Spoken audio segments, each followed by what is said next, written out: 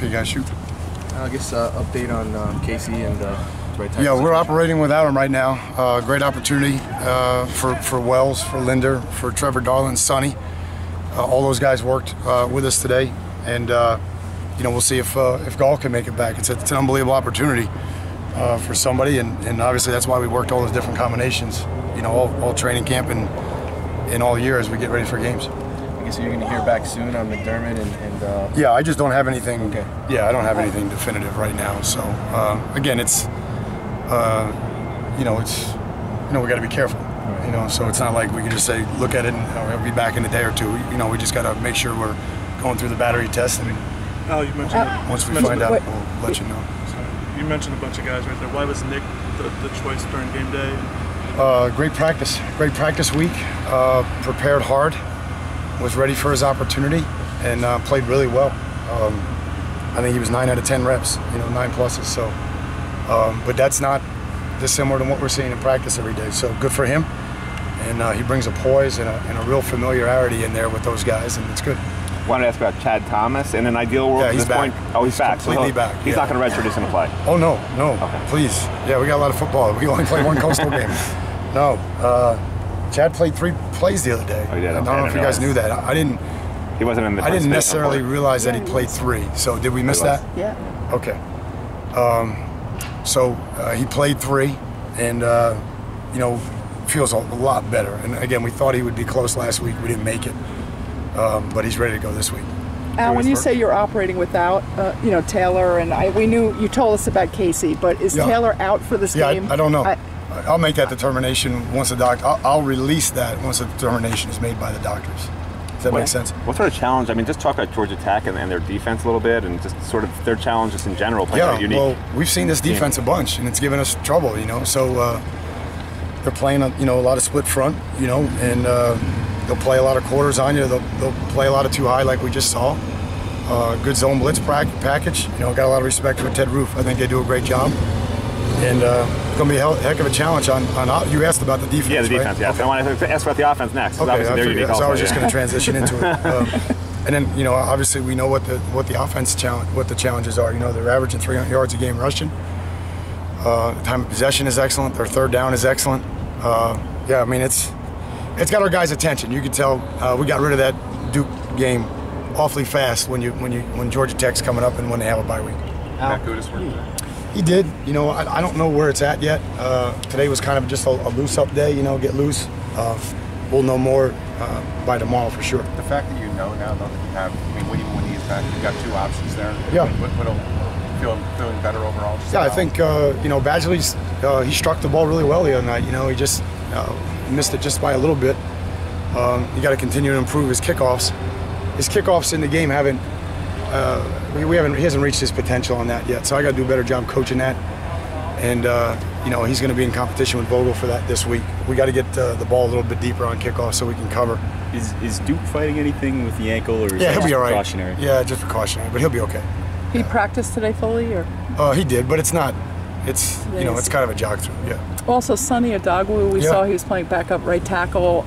You know, how is his progression? And we haven't seen a lot of him. Yeah, he's been with us. He's been with the varsity now for 3 weeks, meaning he wasn't doing the scout stuff. So that part of it, we're very fortunate that we kind of fell into that. We brought him up 3 weeks ago. So he's been traveling with us.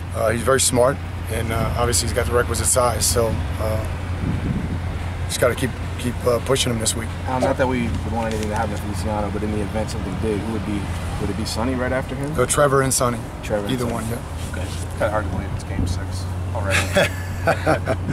There's a deep breath in here somewhere. There is.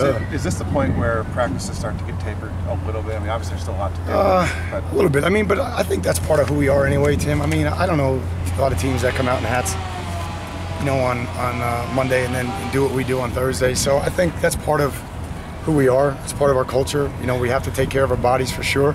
Got to make good decisions, you know, socially and you know, when we're away from here. There's not much time for anything else right now. You know, we got to take care of our books. Obviously, our family is first and foremost with books, and then study our game plans, get ready to go. And they come one after another now. It's all Coastal. So whether you have a bye week or not, it should never leave your mind at this time of year. Cutcliffe, I think, said after the game, you guys physically whipped them on defense. Is that the best physically you guys have played as a unit? It was better, for sure. Okay. Let's start there. It was better. But we got a long way to go. I keep saying it. You know, I thought we played together. We executed.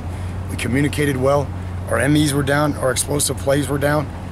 And I think the guys are starting to understand it's all or nothing. It really is. It's all in, everybody executing the correct technique, trusting their training, nobody on their own, and be a band of brothers. And they saw in that game on Saturday night when they weren't, when they had a defect, we got exploited. And that's what college football is anymore. I mean, it really is. You can get exploited quickly, and they're just going to keep coming after you with yards and X plays if you're not all together. And I think we did a good job settling down after that scoring drive that they had. And I think where we need help is protecting the ball on offense. The offense has got to help us with that, and then third down conversions. Those two things are putting the defense in bad spots, and we got to help them. Now, obviously, when Stacey Coley's healthy and going right, he's such a weapon. What's the challenge to get him right? Well, he's healthy now, so let's throw that out. All right, and now he's just got to get right, and we got to help him do it. You know, it's one of our it's one of our challenges right now. Get him going and let him not think about it, just go play. You know, that's part of it. You know, I wish that didn't happen the other night, but last time that happened, he came back with a vengeance, and that was FAU a year ago. So I expect him to come back with a vengeance. Now, Hunter Wells, can you talk about him a little? I know he's back this week. He's back. Yeah, he was conduct detrimental last week, and he's back. Again, he's worked hard for this opportunity, and he's got to step up now. You know, he's strong enough now. He's smart enough. He has a lot of experience. We've rotated him with the ones all camp, and he could play center guard or tackle for us. So, I mean, it's time. Okay. Also, you've beaten these guys 5 years in a row. So obviously, the coaching must be really good on their kind of offense. No, I think, does that give you a little more security? No, I mean, look, maybe you can't think like that. You know. We would never think like that going into the Duke game a year ago, you know, and look what happened. So all of that, like college football, and again, I keep saying it, I don't know if you guys really understand what I mean, but each game is its own checkerboard, chessboard, whatever you want to call it, each game. And, you got to, each team, attacks you with a different set of variables and challenges. And this one is unique from last year. He's doing, a lot of things different than he did a year ago. They're coming off the bye week. He's great after the bye week. He's going to have some X plays or trick plays up his sleeve. There's no question about it. It is who they are. They're excellent at it. I mean, it's hard to argue in terms of consistency in college football over the last 17 years, right? I mean, they've been to bowl games, I think, 17 years in a row, and second highest winning percentage in our conference over the last decade, I think. So, again, it's a really good team, and it's a great challenge. Another undefeated team, another ranked team. So it's a great challenge. Couple more questions. How do you assess the number 3 spot in the backfield at tailback? How do you assess that battle at this point? Again, I think Gus had a good game against Arkansas State, and he put the ball on the ground the other day, and that was disappointing. And so he'll come back from that. We're here to support him. Sometimes guys go through that. I'd rather they not on game day. But he did, and now he's got to bounce back. But to me, it's all fluid. Joe, Gus, and Gray, I think those guys are all battling for reps. Gus is doing the most on special teams right now, and that's helping us out a ton because he's so unselfish in terms of that. And so again, I'm disappointed. He knows I'm disappointed, but more importantly, he's disappointed in the fumble at that time. Can't do that, and he's got to grow from that. Last question, guys.